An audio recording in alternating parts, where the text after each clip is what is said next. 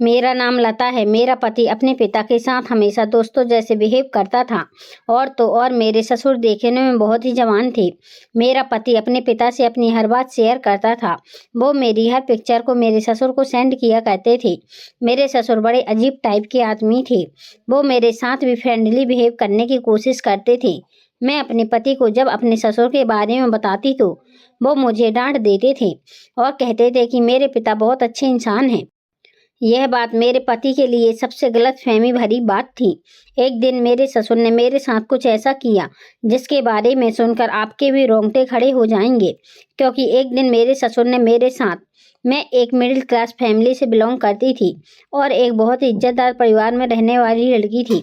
मैं बहुत संस्कारी थी। कभी बेवजह घर से निकलने के लिए मेरे घर से बाहर कदम तक नहीं निकाला था। मैं हमेशा अपने पेरेंट्स के साथ ही घर से बाहर निकलती थी। मेरे पेरेंट्स ने मेरी परवरिश बहुत अच्छे तरीके से की थी। हम 3 बहनें थे और 2 भाई थे। मैं अपने सारे भाई बहन में सबसे बड़ी थी और शादी का नंबर भी पहले मेरा ही था। मैं बहुत ज़्यादा खूबसूरत थी। मैं कहीं भी जाती तो कोई भी मुझे देखते ही पसंद कर लेता था क्योंकि मैं बहुत सिंपल रहती थी। मैंने कभी ज़्यादा मेकअप भी नहीं किया था। बिना मेकअप के ही मैं बहुत ज़्यादा खूबसूरत लगती थी।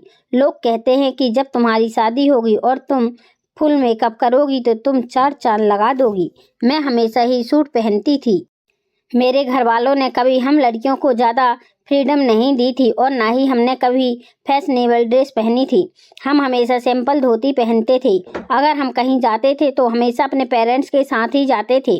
कहने को तो मेरे पेरेंट्स ने मेरी सारी ख्वाहिशों को पूरा किया था।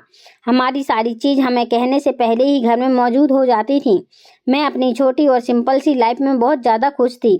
मैंने कभी किसी लड़के से मोहब्बत नहीं की थी क्योंकि मैं इस टाइप की नहीं थी। बस हमेशा अपने काम से काम रखती थी। अब मेरी उम्र 27 साल हो गई थी और मेरे पेरेंट्स ने फैसला किया कि वह जल्द से जल्द मेरी शादी कर देंगे। मेरे पेरेंट्स मेरे लिए एक ऐसा रिश्ता देख रहे थे जो लोग हमारी तरह ही सिंपल हों और साथ साथ हमारी फैमिली स्टैंडर्ड के हों। मेरे पेरेंट्स का कहना था कि उनकी बेटी के लिए लड़का पढ़ा लिखा होना चाहिए और साथ साथ देखने में भी स्मार्ट होना चाहिए क्योंकि मेरे पेरेंट्स नहीं चाहते थे कि मेरी शादी किसी ऐसे लड़के के साथ हो जाए जो देखने में ना तो अच्छा हो और ना ही पढ़ा लिखा हो। क्योंकि मेरे बहुत ज़्यादा रिश्ते आते थे। मैं पढ़ रही थी इसलिए उन दिनों मैं शादी नहीं की थी। अगर मेरी शादी किसी ऐसे वैसे लड़के के साथ हो जाए तो लोगों को बातें करने का बहाना मिल जाता कि बेटे की जब अच्छे रिश्ते आए तो शादी नहीं की और अब किसी ऐसे गैर लड़के के हाथ में अपनी बेटी का हाथ दे दिया। मेरे लिए ऐसा रिश्ता ही आ गया था। लड़का बहुत पढ़ा लिखा था और हाई क्वालिफाई था। उसका अपना बिजनेस था, यहाँ तक कि उसके काफ़ी सारे बंगले थे और उसकी फैमिली में भी सिर्फ उसके पिता के अलावा कोई नहीं था। ये रिश्ता मेरे ही फादर के जानने वाले ने बताया था और मेरे पापा को ये रिश्ता बहुत पसंद आया था क्योंकि इस लड़के की फैमिली में भी ज़्यादा लोग नहीं थे और ये रिश्ता इतना अच्छा था कि इनकार करने की कोई वजह ही नहीं थी। मेरी फैमिली को ये लड़का बहुत पसंद आया था और लड़के को भी जब मेरी फ़ोटो दिखाई गई तो उसे भी मैं देखते ही पसंद आ गई थी। मेरा रिश्ता पक्का हो गया और 4-5 महीने बाद मेरी शादी हो गई थी। मेरी ससुराल में कोई औरत नहीं थी। सुना था कि मेरा पति अपने पिता के साथ बहुत फ्रेंडली बिहेव करता है और दोनों ही आपस में इस तरह से रहते हैं जैसे बेस्ट फ्रेंड हों। दोनों आपस में एक दूसरे के साथ अपनी हर बात शेयर किया करते थे। मेरी सास काफ़ी सालों पहले ही मर चुकी थी जबकि मेरे ससुर देखने में बहुत स्मार्ट थे। उन्हें देखकर लगता नहीं था कि मेरा पति उनका ही बेटा है। ऐसा लगता था जैसा वो मेरे पति के बड़े भैया हैं। मेरे पति का नाम कपिल था। मुझे अपना पति बहुत ज़्यादा पसंद आया था क्योंकि अपने पिता की तरह वह भी स्मार्ट थे। मेरे ससुर ने तो अपने आप को फिट बनाकर रखा हुआ था। वह अपने ऊपर बहुत ध्यान दिया करते थे। उन्होंने अपने बेटे की वजह से दूसरी शादी नहीं की थी। उनका मानना था कि उनकी दूसरी पत्नी कभी भी उनके बेटे को सगी माँ जितना प्यार नहीं दे सकती, इसलिए उन्होंने अपनी सारी जिंदगी अपने बेटे के नाम कर दी। मेरे पति का बिहेवियर बहुत अच्छा था। उन्होंने अपनी पढ़ाई अमेरिका से कंप्लीट की थी। वो अमेरिका में ही रहते थे और अपनी पढ़ाई कंप्लीट होने के बाद उन्होंने यहाँ मुंबई में अपना बिजनेस हेड कर लिया था। जबकि मैं शादी करके अपनी ससुराल आई तो मैंने देखा कि मेरे पति और ससुर बहुत ही मजाकिया बिहेवियर के थे और सबसे ज़्यादा मजाक और प्यार वो अपने बेटे से ही कर रहे थे। मेरे ससुर काम के सिलसिले में गोवा जाते रहते थे। सुना था कि गोवा में उनका एक बंगला है और वो ज़्यादातर उसी बंगले में रहना बहुत पसंद करते हैं। क्योंकि वो उनका फेवरेट बंगला था। इधर मेरे पति अपने मुंबई वाले घर में रहते थे, जबकि मेरे ससुर का मन करता तो वह यहाँ आकर रहने लगते थे और जब मन करता तो वह गोवा वाले बंगले में रहने के लिए चले जाते थे। मेरी शादी दोनों ही तरफ से बहुत धूमधाम से हुई थी। मेरे ससुराल वालों ने भी किसी तरह की कोई कमी नहीं छोड़ी थी और इधर मेरे पेरेंट्स ने भी मेरी शादी बहुत अच्छे तरीके से की थी। मेरे पति मुझसे बहुत खुश थे और उनका कहना था कि मुझे नहीं पता था कि मेरी ज़िंदगी में इतनी सिंपल और संस्कारी लड़की भी आ सकती है। उनको तो यकीन नहीं हो रहा था कि आज के ज़माने में भी इतनी संस्कारी और सिंपल लड़कियां अभी तक मौजूद हैं, क्योंकि मॉडर्न ज़माना है और हर लड़की इसी ज़माने में अपने आप को मॉडल बनाकर रखती है। लेकिन मेरे पति का कहना था कि तुम जितनी सिंपल हो उतनी ही ज़्यादा खूबसूरत हो। तुम्हारी सिंपलसिटी ही तुम्हारी युक्ति की पहचान है। मेरे ससुर ने इन दिनों हमारी शादी करने के लिए हमारे घर पर ही आए हुए थे। मेरी शादी को 4 दिन हो चुके थे। 4 दिन के बाद मेरे ससुर ने मेरे पति के हाथ पर हनीमून पर जाने के लिए यूरोप के टिकट रख दिए। मेरे पति मेरे ससुर के सरप्राइज से बहुत ज़्यादा खुश हुए थे और हम लोग हनीमून पर चले गए। वहाँ हम लोग गए तो मैंने काफ़ी मॉडर्न टाइप के कपड़े पहने हुए थे। मेरे पति का कहना था कि अब हम अपनी कंट्री में तो नहीं हैं, यह हमारा देश नहीं है, यहाँ के सारे लोग ही इसी टाइप के कपड़े पहनते हैं। इसलिए मेरे पति ने यहाँ आने से पहले मुझे मॉडर्न कपड़ों की शॉपिंग कराई थी। मुझे ऐसे कपड़े पहनने से कोई ऐतराज़ नहीं था, क्योंकि अब मेरी शादी हो गई थी और मेरा पति ही मुझसे ऐसे कपड़े पहनने के लिए कह रहा था। बस मैं ऐसे कपड़े पहनने में थोड़ी शर्मा रही थी, क्योंकि मैंने आज से पहले कभी ऐसे कपड़े नहीं पहने थे। मेरे पति का कहना था कि उनको उनके डैड ने बताया है कि कहीं बहू यूरोप जाने के बाद भी अपने सलवार कमीज पहने, उसको समझा देना कि और वहाँ पर सारे ही लोग मॉडर्न टाइप के कपड़े पहनते हैं, इसलिए तुम उसको इसी तरह की शॉपिंग करवा देना। उन्हीं के कहने पर मेरे पति ने मुझे इस तरह के कपड़े खरीद कर दिए थे। एक दिन बातों ही बातों में मेरे पति ने मुझे बताया था कि उनके डैड की काफ़ी खूबसूरत और जवान लड़कियों के साथ फ्रेंडशिप है। मैं तो ये जानकर हैरान रह गई थी। इतनी उम्र होने के बावजूद भी मेरे ससुर की इतनी ढेर सारी लड़कियों से फ्रेंडशिप थी। मैंने अपने ससुर का सोशल मीडिया अकाउंट भी चेक किया था। उनके काफ़ी सारे फॉलोअर्स थे, जिनमें सबसे ज़्यादा लड़कियां मौजूद थीं। हालांकि कोई भी लड़की 30 साल से ऊपर की नहीं थी। हालांकि हर जवान और खूबसूरत लड़की उनकी फ्रेंड लिस्ट में थी। मेरे ससुर के सोशल मीडिया अकाउंट पर उनके इतने अच्छे अच्छे फोटोज अपलोड थे कि उन्हें देखकर कोई भी नहीं कह सकता था कि इस आदमी का एक जवान बेटा भी है। मुझे यह जानकर बड़ी हैरानी हुई थी कि मेरे ससुर को औरतों में इतना इंटरेस्ट है और इतनी उम्र हो जाने के बाद भी उनकी हरकत और उनका दिल किसी 20-25 साल के जवान लड़के की तरह था। लेकिन अगर ऐसा ही था तो उन्होंने शादी क्यों नहीं की? मेरे पति का यही कहना था कि उनके डैड अपने बेटे की परवरिश खराब नहीं करना चाहते थे, इसलिए उन्होंने शादी नहीं की और भरपूर तरीके से अपने बेटे का ख्याल रखा। और यही वजह है कि मेरे पति अपने डैड से बहुत ज़्यादा प्यार करते हैं। मेरे ससुर ने अपने बेटे को दुनिया भर की खुशी दी थी। जैसा मेरे पति उनसे कहते थे वैसा ही किया करते थे। लेकिन हनीमून पर रहने के दौरान मैंने एक बात नोटिस की थी कि मेरे पति मेरे जितने भी फ़ोटोज़ क्लिक कर रहे थे वो सारे ही मेरे ससुर को सेंड कर रहे थे। मुझे बात बहुत अजीब लग रही थी। यूरोप में मैंने मॉडलिंग टाइप के कपड़े पहने हुए थे, जिसमें कहीं कहीं से मेरा शरीर भी नज़र आ रहा था। यह जगह लगती यहाँ पर सभी लोग इसी तरह के कपड़े पहनते थे और किसी को किसी से कोई मतलब नहीं था।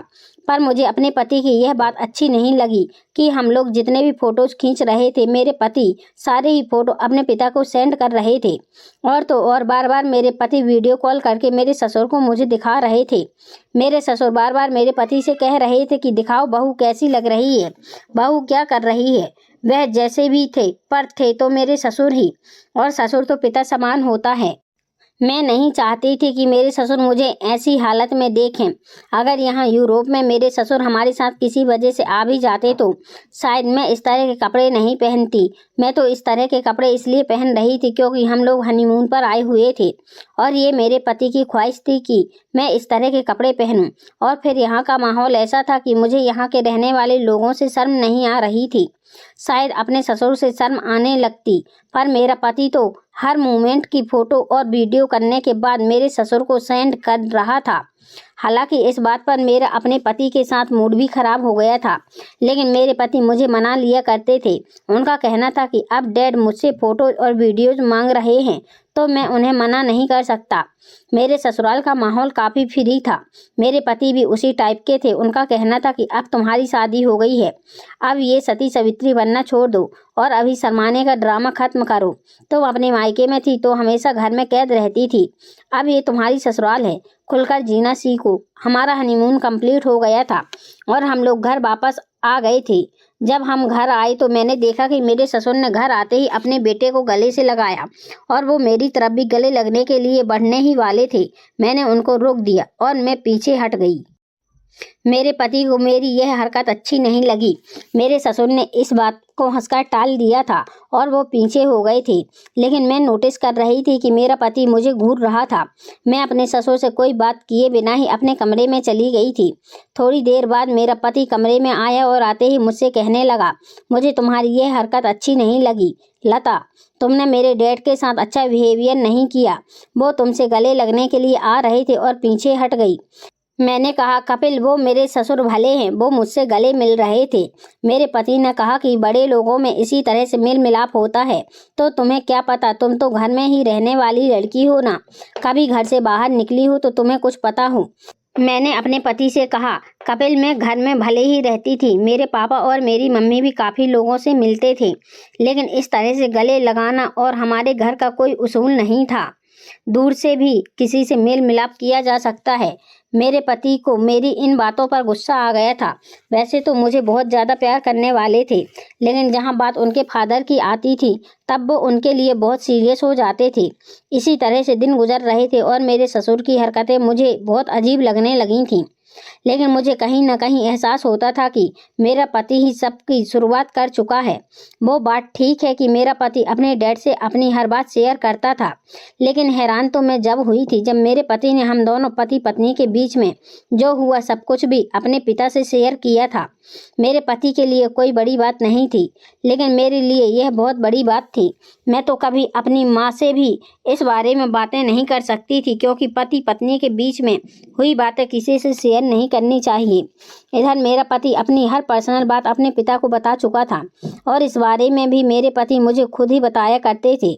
जब वो मुझसे बताते कि मैंने तुम्हारी बात डैड को बताई तो उन्होंने ऐसा रिएक्शन दिया, मैंने तुम्हारी फ़ोटो डैड को दिखाई तो उन्होंने ऐसे रिएक्ट किया। मैं इस बात पर बहुत गुस्सा करती थी और चढ़ जाया करती थी, क्योंकि मुझे बातें बहुत गलत लगती थीं। अब तो मुझे धीरे धीरे अपने ससुर की हरकतें और भी ज़्यादा अजीब लगने लगी थीं, क्योंकि मैंने सुना था कि मेरे ससुर पहले अपने गांव वाले बंगले में ही रहते थे, लेकिन जिस दिन से मेरी शादी हुई थी वो इसी घर में रहने लगे थे। अब तो वो यहाँ से जाने का नाम ही नहीं ले रहे थे और हमेशा मेरे करीब आने की कोशिश करते थे। वो मजाक में मुझसे बहुत गलत बातें करते थे, जिन्हें सुनने के बाद मुझे शर्म आती थी। जब मैं अपने पति को अपने ससुर की हरकतों के बारे में बताती तो वो कहते कि मेरे डैड हमेशा से ही मॉडर्न और बड़े लोगों से मिलते जुलते हैं, इसलिए उनकी आदत भी ऐसी ही हो गई है। वो तो शुक्र मनाओ कि मेरे डैड ऐसे ससुर नहीं हैं जो अपनी बहू पर रोक टोक करते हों और बहू को सास की तरह ट्रीट करते हों। तुम्हें इतनी अच्छी ससुराल मिली है, तभी तो तुम्हें सब कुछ रास नहीं आता। मेरे ससुर की जो भी हरकत थी, मुझे सबकी वजह अपने पति ही लगते थे। उन्होंने कभी मेरी बात पर यकीन नहीं किया और हमेशा ही वो मुझे अपने पिता के आगे गलत साबित कर दिया करते थे। मेरा पति बार बार कहता था कि अमीर और हाई स्टैंडर्ड के लोग इसी तरह के होते हैं ना। मैं मिडिल क्लास फैमिली से बिलोंग करती थी, हम लोग इतने भी गरीब नहीं थे। हम लोगों का भी अमीर लोगों के साथ मिलना जुलना था, क्योंकि हमारे सारे रिश्तेदार ही अमीर थे। मुझे लगता था मेरे पति को मेरी इज्जत की कोई परवाह नहीं थी।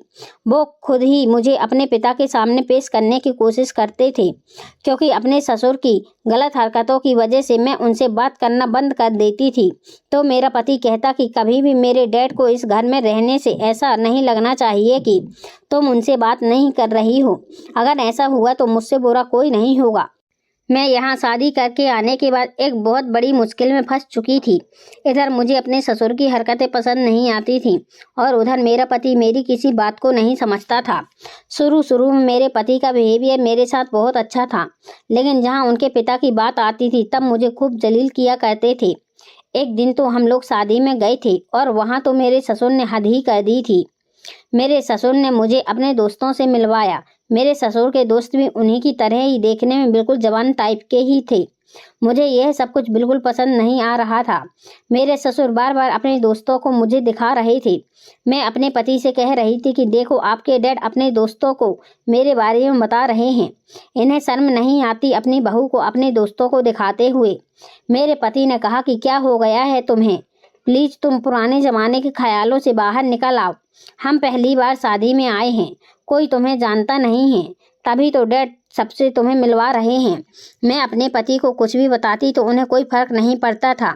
मुझे अंदर ही अंदर डर लगने लगा था, क्योंकि मैं जानती थी कि मेरे पति अपने डैड को जितना अच्छा समझते हैं वह बिल्कुल भी ऐसे नहीं हैं। कब किसकी नीयत बदल जाए हमें नहीं मालूम। एक दिन मेरे पति ने कहा कि वो 2 दिन के लिए काम के सिलसिले में शहर से बाहर जा रहे हैं। मैंने अपने पति से कहा कि मुझे भी अपने साथ लेकर चलो, मैं घर में अकेले रहकर क्या करूंगी। मेरे पति ने कहा मैं वहां तुम्हें अपने साथ नहीं लेकर जा सकता, क्योंकि मुझे लोगों के साथ मीटिंग करनी है, इसलिए मैं तुम्हें टाइम नहीं दे पाऊंगा। मैंने अपने पति से कहा तो फिर आप मुझे मेरे मायके में छोड़ दो। काफ़ी टाइम से मैं अपने मायके भी नहीं गई हूँ, जब आप आ जाओगे तो मुझे बुला लेना। लेकिन मेरे पति नहीं माने और कहने लगे कि अब तुम्हारा मायका और ससुराल सब यही है। अब छोटी छोटी बातों पर मैं तुम्हें तुम्हारे मायके तो नहीं छोड़ सकता, और सिर्फ 2 दिन की ही तो बात है। घर में डैड हैं तो तुम्हारा ख्याल रखने के लिए। मैंने अपने दिल में सोचा सबसे ज़्यादा डर तो मुझे आपके डैड से ही है, क्योंकि कभी कभी बातों ही बातों में मेरे ससुर मेरा हाथ पकड़ लिया करते थे। तो कभी कहते कि आओ हम दोनों सेल्फी क्लिक करते हैं, और सेल्फी क्लिक करने के बहाने वो मुझे छू लिया करते थे। मैं अपने ससुर से बहुत ज़्यादा तंग आ गई थी। मैं चाहती थी कि वह अपने गांव वाले बंगले में रहने के लिए वापस चले जाएं, लेकिन जब से मेरी शादी हुई थी वो वाले बंगले में बिल्कुल भी नहीं जाते थे। मेरे पति को लगता था कि उनके पिता मेरा ध्यान रखेंगे, लेकिन मुझे अपने ससुर से डर लगता था। मुझे ऐसा लगता था जैसे मैं इनकी नहीं उनकी कोई गर्लफ्रेंड हूँ जिसका इस्तेमाल करना चाहते हैं। पर मैं यह बात साफ साफ शब्दों में अपने पति से नहीं कह सकती थी, क्योंकि मैं अच्छी तरह से जानती थी कि मेरा पति मुझसे नाराज हो जाएगा। अपने पिता के खिलाफ तो एक शब्द ही नहीं सुन सकता। कभी कभी मुझे लगता था कि मेरे ससुर बहुत ही फ्री माइंड के आदमी हैं, और शायद मुझे उनके इस तरीके से बात करना गलत लगता है, इसलिए क्योंकि मेरे पेरेंट्स ने मेरी परवरिश बहुत ही सिंपल तरीके से की है। कभी उन्होंने हमें बाहर के लोगों से मिलने नहीं दिया, और अब अचानक जब शादी हुई तो ससुराल का इतना ज़्यादा फ्री माहौल होने की वजह से ही मुझे इतनी प्रॉब्लम हो रही है। अगर शुरू से ही मैं इतनी ज़्यादा फ्री माहौल में रही होती तो शायद मुझे सबकी आदत होती, लेकिन एक दिन मेरा यह वहम भी हकीकत में बनकर मेरे ही सामने आ गया। मैंने हमेशा ही खुद को बहुत ही सेज कर रखा था। मैं ज़्यादा किसी के सामने नहीं आती थी, क्योंकि मैं शुरू से ही बहुत शर्मीली टाइप की थी, और नए लोगों के सामने मुझे बहुत शर्म आती थी। यही चीज़ मेरे ससुर और पति को पसंद नहीं थी। उनका कहना था कि अब तो हमारे घर में आ गई हो, इसलिए तुम्हें ज़्यादा शर्माने की ज़रूरत नहीं है। अब जैसा ज़माना है उसी के हिसाब से तुम्हें हमारे साथ रहना होगा। इस घर में कोई ऐसा इंसान भी नहीं था जिसके साथ मैं अपनी हर बात शेयर कर सकती। शुरू से ही मेरी ख्वाहिश थी कि मेरे ससुराल में ज़्यादा मेंबर हों, ताकि मुझे ज़्यादा दिक्कत का सामना न करना पड़े, क्योंकि मैंने सुना था कि ससुराल में जितने लोग होते हैं उतने ही हंगामे भी क्रिएट होते हैं। लेकिन आज मुझे रह रहकर एहसास हो रहा था कि ससुराल के मेंबर इतने भी कम नहीं होने चाहिए कि आप बिल्कुल अकेले ही पड़ जाओ। मुझे लगता था कि इन सब में सबसे ज़्यादा गलती मेरे पति की है।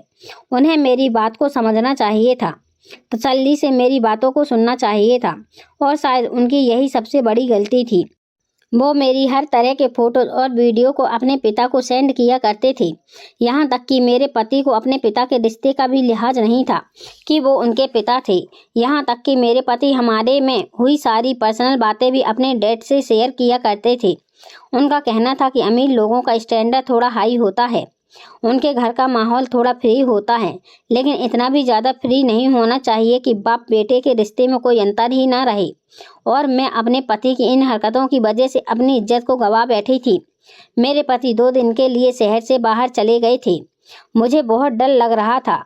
अब मैं अपने पति से ज़्यादा जिद भी तो नहीं कर सकती थी, लेकिन जब वो जा रहे थे तो मेरा दिल बहुत अजीब अजीब से संदेशे दे रहा था कि आज घर के अंदर कुछ बहुत गलत होने वाला है। इस वजह से मैंने अपने पति का हाथ पकड़ा और कहने लगी, प्लीज़ मुझे भी अपने साथ लेकर चलो। उन्होंने कहा, तुम बेवजह इतना परेशान हो रही हो, अगर कोई भी प्रॉब्लम हो तो तुम मुझे कॉल कर देना। मैं तो नहीं आ सकूंगा, लेकिन मेरी फ्रेंड थोड़ी दूरी पर रहती है, वो तुम्हारा अकेलापन दूर करने के लिए आ जाएगी। मैंने अपने पति से कहा, मुझे कुछ अजीब अजीब सा महसूस हो रहा है। ऐसा लगता है जैसे कुछ गलत होने वाला है। कपिल ने मुझे गले से लगाया और वह कहने लगे, परेशान मत हो, बस कल तक की ही तो बात है। मैं कल दोपहर तक घर वापस आ जाऊंगा। मेरा पति यह कहकर जाने लगा था। मेरे दिल की धड़कनें तेज हो गई थीं। ऐसा लग रहा था जैसे बहुत बड़ी प्रॉब्लम आने वाली है। मेरा पति तो जा चुका था, लेकिन आज ना जाने क्यों मुझे कुछ भी अच्छा नहीं लग रहा था। मेरा घर में बिल्कुल भी मन नहीं लग रहा था। मैं अपने आप को किसी काम में बिजी करना चाहती थी, ताकि मेरे दिमाग में जो भी अजीब ख्याल आ रहे थे वो सब मेरे दिमाग से निकल जाएं। मैं किसी भी काम में खुद को बिजी रखने की कोशिश करती थी तो मेरे हाथ पैर कांपना शुरू हो जाते थे। दोपहर से रात तो इसी तरह से हो गई थी। मैंने खुद को अपने कमरे में ही बंद करके रखा हुआ था। मैं अपने कमरे से बाहर निकली ही नहीं थी और लगभग 11 बज रहे थे। मुझे भूख लग रही थी। मैंने सोचा कि मैं नीचे जाकर खाना खा लेती हूँ, लेकिन जैसे ही मैं नीचे गई, यह देखकर मेरे पैरों तले से ज़मीन निकल गई थी कि घर में कोई नहीं है। नौकर भी मौजूद नहीं था। मैंने चारों तरफ देखा, मुझे कोई नौकर नौकरानी नज़र नहीं आ रहे थे। फिर मैंने सबको आवाज़ लगाई, लेकिन घर में कोई भी नहीं था। ये सारे नौकर कहाँ चले गए थे, मेरे तो कुछ भी समझ में नहीं आ रहा था। इसका मतलब यह था कि मैं इतने बड़े घर में अकेली थी। मैंने जल्दी से अपने घर की नौकरानी को कॉल की। उसने मेरी कॉल रिसीव नहीं की तो मैंने दूसरी नौकरानी को कॉल की। दूसरी नौकरानी ने भी कॉल रिसीव नहीं किया। मुझे तो कुछ भी समझ में नहीं आ रहा था कि इन सारे नौकरों को क्या हो गया। कोई मेरा फ़ोन क्यों नहीं उठा रहा। अब मुझे बिना बताए ही सब लोग घर से बाहर चले गए। मैंने किचन में जाकर देखा तो किचन में खाना भी नहीं था। मुझे बहुत तेज भूख लग रही थी, क्योंकि मैंने दोपहर का खाना भी नहीं खाया था। सिर्फ सुबह अपने पति के साथ ब्रेकफास्ट ही किया था। फ्रिज में देखा तो जूस रखा था। मैंने जूस पी लिया, और लेकिन मेरा दिल जोर जोर से धड़क रहा था कि सारे नौकर कहाँ चले गई। घर में मेरा पति भी मौजूद नहीं है, और तो और इस तरह बड़े से घर में सारी रात अकेले मैं कैसे गुजारूंगी। मुझे तो कुछ समझ नहीं आ रहा था। ऐसा आज से पहले कभी नहीं हुआ था जैसा आज हो रहा था। मैं यही सब सोचते हुए सीढ़ियाँ चढ़ती हुई अपने कमरे की तरफ जा रही थी। तभी अचानक दरवाजे पर दस्तक होने लगी। दरवाजे की आवाज़ सुनकर तो मेरा पूरा शरीर कांप उठा था कि रात के टाइम पर घर में कौन आ रहा था। मुझे लगा शायद मेरे ससुर होंगे, लेकिन मुझे तो अपने ससुर से भी डर लगता था। पता नहीं वो घर में थे या फिर दरवाजे पर। मेरे तो कुछ भी समझ में नहीं आ रहा था। मैं यही सब सोच रही थी कि अचानक दरवाज़ा जोर जोर से बजने लगा तो मैं कांपते हुए शरीर के साथ दरवाजे के पास गई। ऐसा लग रहा था जैसे दरवाजे को कोई बजा नहीं रहा, बल्कि तोड़ने की कोशिश कर रहा है। मुझे तो ऐसा लगता था जैसे चौकीदार भी नहीं है। मुझे बहुत डर लग रहा था। मैंने कांपती हुई आवाज़ में पूछा, कौन है? मेरे पूछने की देर थी कि दरवाज़ा बजना बंद हो गया था। मैंने एक बार फिर से बुलंद आवाज़ में पूछा कि दरवाजे के पीछे कौन है। इस बार भी किसी का जवाब नहीं आया था। मैंने भी दरवाज़ा नहीं खोला और वापस अंदर आ गई और तेज़ी से भागती हुई अपने कमरे की तरफ चली गई। कमरे के अंदर जाते ही मैंने कमरे के दरवाजे को अंदर से बंद कर लिया और कोने में बैठकर कांपने लगी। मेरे दिमाग में अजीब अजीब तरह के ख्याल आ रहे थे। एक पल को मेरा दिल किया कि मैं अपने पति को कॉल करके कह दूं कि वह घर वापस आ जाएं। मुझे कुछ भी ठीक नहीं लग रहा है, लेकिन इससे पहले मैं इस कदम को उठाती, तभी अचानक मुझे अपने कमरे की गैलरी में किसी के कूदने की आवाज़ आई और मुझे गैलरी के अंदर किसी की परछाई दिखाई देने लगी। यह देखकर तो मेरे होश उड़ गए थे। गैलरी का दरवाज़ा खुला हुआ था और गैलरी से जो लोग अंदर आए थे वह लगभग 3 लोग थे, और अब वो गैलरी के थ्रू सीधा मेरे कमरे में आ गए थे। और लोगों को आते हुए देखकर मेरे पैरों तले से ज़मीन निकल गई थी, क्योंकि उनमें से 2 लोग तो ऐसे थे जिन्हें मैं जानती नहीं थी, लेकिन मुझे इतना पता था कि ये मेरे ससुर के दोस्त हैं। उनमें से तो एक मेरे ससुर ही थे, जो अपने दोस्तों को लेकर गैलरी के रास्ते से मेरे कमरे में आए थे। मेरे पैरों तले से ज़मीन निकल चुकी थी और मैंने चिल्लाना शुरू कर दिया कि आप लोग यहाँ पर क्या कर रहे हो? इस तरह से घर में घुस आए हो? लेकिन मैं अपने होश खो बैठी थी। मैंने अपने ससुर को भी कहा कि डैड, ये क्या तरीका है घर में घुसने का? और आप तो अच्छे तरीके से जानते हो कि कपिल इस टाइम घर पर नहीं है। मेरी आवाज़ काँप रही थी। मेरे ससुर हंसते हुए कहने लगे, हाँ, मैं अच्छे तरीके से जानता हूँ बहू, कपिल घर में नहीं है, तभी तो अपने दोस्तों को लेकर आया हूँ। मेरे ससुर कहने लगे, कपिल के होते हुए तुमसे ज़्यादा बातचीत करने का मौका नहीं मिलता, और मैंने तुम्हें जब अपने दोस्तों को शादी में दिखाया था तो उनको तुम बहुत पसंद आई थी। ये लोग भी तुमसे बातचीत करना चाहते हैं। आज कपिल काम से बाहर गया हुआ है, इसलिए मैंने सोचा कि हम सबको तुमसे मुलाकात कर लेनी चाहिए। मेरे ससुर का लहजा बिल्कुल मिठास से भरा हुआ था और बोलने का अंदाज इतना घटिया था कि मेरी आत्मा तक कांप रही थी और मैं डरते डरते अपने कदम पीछे कर रही थी और मेरे होश हवास काम करना छोड़ चुके थे। मैं पीछे हटी चली जा रही थी और वो लोग मेरी तरफ कदम बढ़ाते हुए ना जाने क्या क्या बातें कर रहे थे जो मेरे बिल्कुल भी समझ में नहीं आ रही थी। जिस बात का मुझे डर था आज वही मेरे सामने खड़ा हुआ था। मुझे यही लगता था कभी कभी मेरे पति जो मेरी खूबसूरती के गुण गाते थे और मेरी हर अच्छी बुरी बात अपने डैड को सिर्फ इसलिए बताते हैं क्योंकि उनके डैड कम उनके फ्रेंड ज़्यादा हैं। मुझे डर था कि एक ना एक दिन कुछ ऐसा वैसा ना हो जाए जिसके बाद मैं किसी को मुंह दिखाने लायक नहीं रहूँगी। आज इन लोगों के आने का तरीका और उनके बोलने का स्टाइल मुझे हकीकत दिखा चुका था कि आज मेरे साथ क्या होने वाला है, लेकिन मैंने फैसला कर लिया था कि मैं अपनी इज्जत का सौदा किसी भी हाल में नहीं करूँगी। मैं फौरन ही दरवाजे की तरफ भागने लगी। मैंने सोच लिया था कि मैं घर से बाहर निकलकर इन लोगों की हकीकत के बारे में सबको बता दूंगी। ये आदमी मेरे पति के पीछे मेरे साथ क्या करने की कोशिश कर रहा है। शायद वो लोग मेरे भागने पर मेरा दिमाग पढ़ चुके थे। इस वजह से मेरे भागते ही मेरे ससुर के दोस्त ने मुझे पकड़कर अपने काबू में कर लिया। मैं खुद को छुड़ाने की कोशिश करने लगी। मेरे ससुर ने भी कहा कि अरे अरे बहू, भाग क्यों रही हो? बहू, अभी तो हम लोगों ने तुम्हारे साथ कुछ किया भी नहीं। यह कहकर वो सब लोग जोर जोर से हंसने लगे। मैंने अपने ससुर को वास्ता देना शुरू कर दिया कि प्लीज़ भगवान के लिए मेरी इज्जत को रहने दो।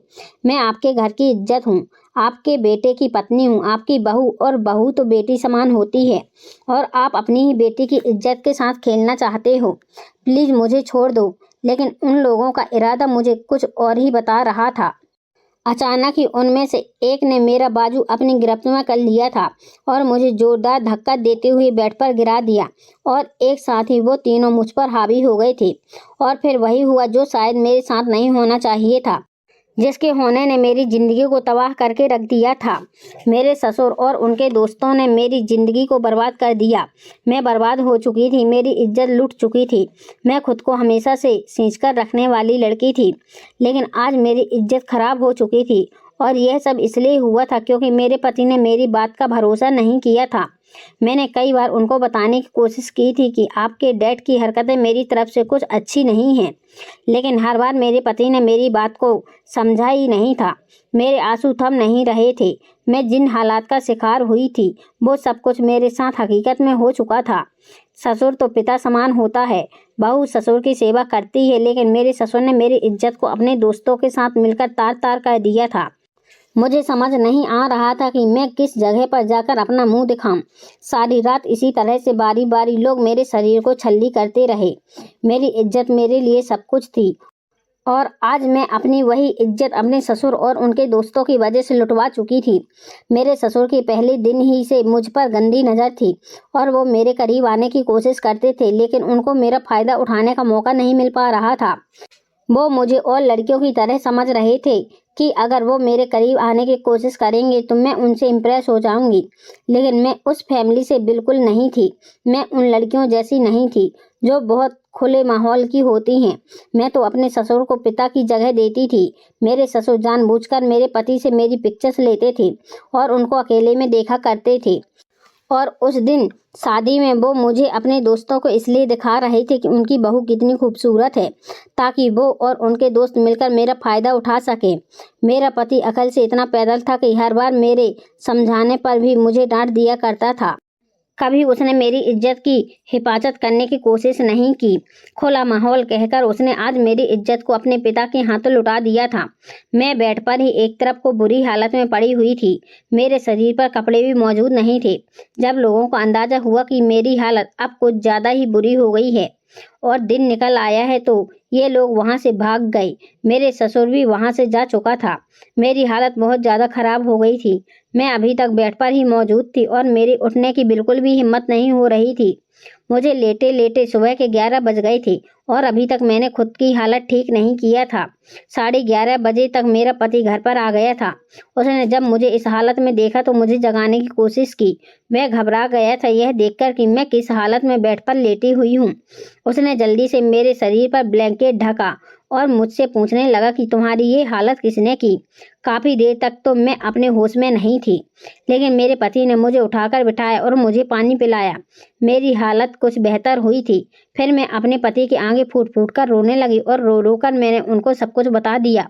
मेरी ये सारी बातें सुनकर तो वो बहुत ज़्यादा चौंक कर रह गए थे और उन्हें अपने कानों पर विश्वास नहीं हो रहा था।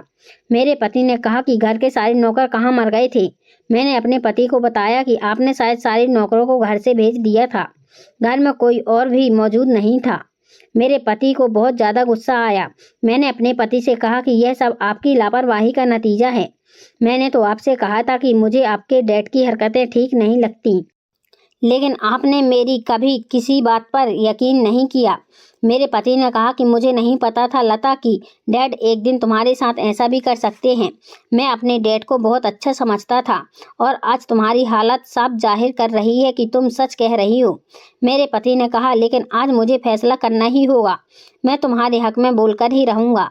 मेरे पति ने फौरन अपना मोबाइल उठाया और पुलिस को कॉल करके सब कुछ बता दिया। थोड़ी ही देर बाद हमारे घर में पुलिस आ गई थी। पुलिस ने मेरे बयान लिए। मैंने पुलिस को अपने ससुर के बारे में सब कुछ बता दिया था। मेरे ससुर अभी तक घर पर नहीं आए थे। पता नहीं वह कहाँ पर थे, लेकिन पुलिस ने मेरे ससुर और उनके दोनों दोस्तों को ढूंढकर निकाल लिया था और उनके खिलाफ कार्यवाही की गई थी। मेरे ससुर ने बहुत शर्मिंदा होकर मेरे पति से माफ़ी मांगी थी और उन्होंने कहा कि मैं तो शुरू से ही जवान लड़कियों का शौकीन हूँ। मैं सिर्फ उनके शरीर के साथ खेलना जानता हूँ। मेरा मन तो बिना शादी किए ही भर रहा था, इसलिए मुझे शादी करने की कभी ज़रूरत ही नहीं पड़ी। मेरे पति को अपने पिता के मुंह से बातें सुनकर बहुत शर्मिंदगी महसूस हो रही थी। उन्होंने पहले तो अपने डैड के मुंह पर थप्पड़ मारा और कहा कि मुझे आपसे ऐसी उम्मीद नहीं थी। मैंने हमेशा आपको अपने फ्रेंड की तरह समझा था। यह बात आप अच्छी तरह से जानते हो और आपने इसी बात का गलत फ़ायदा उठाकर मेरी पत्नी के साथ अपने दोस्तों के साथ मिलकर ये सब कुछ किया। मेरे ससुर बहुत शर्मिंदा हो रहे थे क्योंकि उन्हें उम्मीद नहीं थी कि मैं अपने पति को सब कुछ बता दूंगी। वो मुझे भी और लड़कियों की तरह ही समझते थे। पुलिस मेरे ससुर और उनके दोनों दोस्तों को अरेस्ट करके ले गई। मेरे पति ने अपने डैड से सारे रिलेशन खत्म कर दिए। मेरी मेडिकल रिपोर्ट भी हुई थी जिसमें साफ जाहिर था कि मेरे ससुर और उनके दोनों दोस्तों ने मेरे साथ क्या किया था। मेरे पति ने भी मुझसे माफ़ी मांगी थी और वो बहुत शर्मिंदा हो रहे थे। काफ़ी दिनों तक मेरा ट्रीटमेंट चल रहा था क्योंकि मेरी हालत बहुत ज़्यादा ख़राब कर दी गई थी। मेरे पति ने वादा किया कि वो आज के बाद मेरी रखवाली करेंगे और कभी भी इस तरह से अपनी पत्नी को दूसरों के सामने रुसवा नहीं होने देंगे। मेरे पति यहाँ रहते तो उन्हें रह रहकर अपने पिता की गलती पर गुस्सा आता और अपने पिता की याद आती, इसलिए वो मुझे अपने साथ अपने मुंबई के ही दूसरे बंगले में ले गए और अब हम दोनों पति पत्नी वहीं पर रहते हैं और इस बात को काफ़ी साल गुजर गए हैं। मेरे पति का बिहेवियर मेरे साथ बहुत अच्छा है और मेरे पति मेरा बहुत ख्याल रखते हैं। मेरे ससुर को तो जेल जाने के बाद उनके किए की सज़ा मिल गई थी। मैं अब अपने पति के साथ बहुत खुश हूँ, लेकिन आप लोगों से रिक्वेस्ट करना चाहती हूँ कि एक औरत की इज्जत ही उसका गहना होती है, इसलिए औरत की इज्जत करना सीखिए। और एक औरत अपने पति से सिर्फ यही चाहती है कि उसका पति उसकी इज्जत की रखवाली करे। अगर उसका पति ही उसे समझने की कोशिश नहीं करेगा तो फिर हर औरत के साथ ऐसा ही होगा जैसा मेरे साथ हुआ, क्योंकि इस दुनिया में ऐसे काफ़ी खूंखार लोग पड़े हुए हैं जो औरत को गलत नज़र से देखते हैं और उसके पति की लापरवाही का फ़ायदा उठाते हुए उसकी इज्जत को तार तार कर देते हैं। इसलिए आप लोग भी अपना ख्याल रखिए। दोस्तों, आशा करती हूँ कि आपको हमारी यह कहानी पसंद आई होगी। कहानी पसंद आई हो तो वीडियो को लाइक करें, चैनल पर नए हैं तो चैनल को सब्सक्राइब करें और नोटिफिकेशन को ज़रूर दबाएं ताकि अगली अपडेट सबसे पहले आपको मिले। धन्यवाद।